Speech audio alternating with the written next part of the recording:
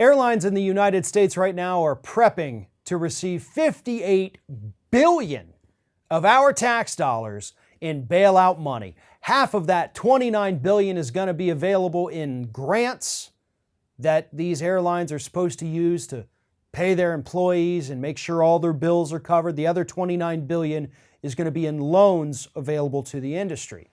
Now, as part of the bailout package, these corporations who accept money are agreeing that they are not going to cut staff, they are not going to cut pay, they're not going to cut hours, they're not going to furlough or lay off anybody. Those are in the written rules of the bailout. And yet just this week, the airlines announced, guess what? We're going to go ahead and violate all of that. We're cutting back our staff hours. We're going to cut your pay. We're going to do all these things that we're not allowed to do, and we're still going to get that bailout money. See, here's the thing. According to the rules of the bailout, you're not allowed to do any of that stuff. You can't cut anybody till September 30th. At that point, all bets are off. You can do whatever the hell you want with our taxpayer dollars. But the airlines aren't even waiting that long, and they're using a bit of a loophole. And this is what we're going to see a lot of other companies doing. You have Delta, United, American Airlines, and several others who are now arguing that, well, most people aren't flying right now, so we've had to cut back on the number of flights. And since we do not pay pilots or flight attendants when they are not in the air, we have to cut their hours, which means we have to cut their pay. They're not doing as much as they were hired to do, so obviously we have to cut back. This isn't a violation of the bailout, they claim. This is just part of the worker contracts that they signed, part of what their unions negotiated, and we're just playing by the rules.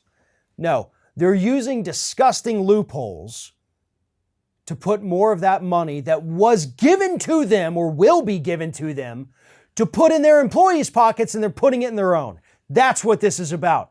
That bailout money, the $29 billion, the half of what they're getting, is specifically designed so that these pilots, the flight attendants, and every other person who works for the airlines doesn't take a pay cut, and they do not get laid off. That is what that part of the money was supposed to be for. Now, it shouldn't be shocking that it's not going to that. This is what we all expected. But to hear it, to see them go ahead and say this just days after this package was signed into law, I'm furious beyond the point of words. I really am struggling to come up with something to say about these people that is not just an obscenity-laced, vulgar rant, because that is what I want to do right now. But instead, I'm going to remind you about another horrible part of this story. See, Congress was supposed to have the power to oversee the disbursement of this bailout, which included enforcement of the rules. No layoffs, no worker cuts, no pay cuts, none of that. Congress was going to have the authority to enforce that. But then during the signing, Donald Trump issued a signing statement, and he transferred that power from Congress to Steve Mnuchin. Mnuchin's not going to prosecute these people. He's not going to demand the bailout money back.